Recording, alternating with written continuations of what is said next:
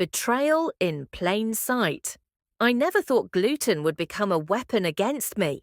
For 10 months, I lived with what I believed was just bad luck. Those unexplained reactions, the sudden drowsiness that would wash over me on certain evenings. I'd pop a Benadryl and surrender to sleep, trusting that my body just needed rest. What I didn't know was that the person I loved and the friend I lived with were orchestrating those moments, sprinkling flour into my meals like some twisted fairy tale poison. The truth arrived on an ordinary night, delivered by the cold glow of a phone screen. My ex had passed out on the couch, and when their phone lit up with my roommate's name, I made the decision that would shatter my carefully constructed reality. I read the messages. They'd been together since a week after my ex and I started dating. A week.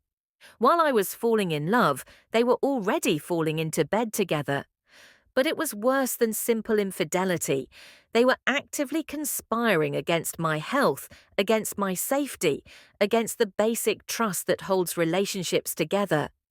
The messages laid it all out: the flour, the calculated poisonings, the dozen nights I'd been drugged in my own home so they could be together freely.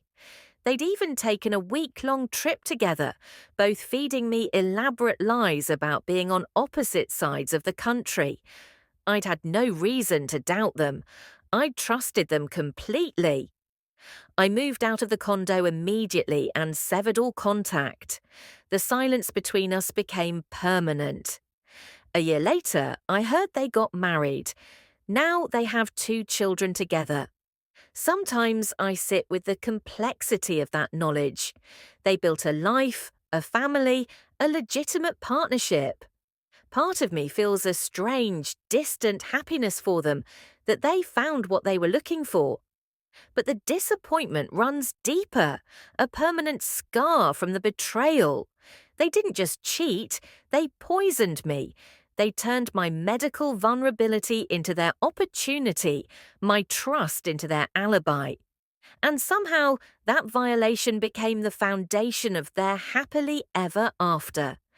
I still have a gluten allergy, but now I also have trust issues and a story I can barely believe happened to me.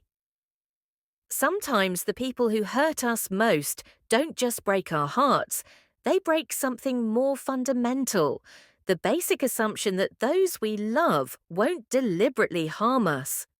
Moving forward means carrying that knowledge without letting it poison everything else.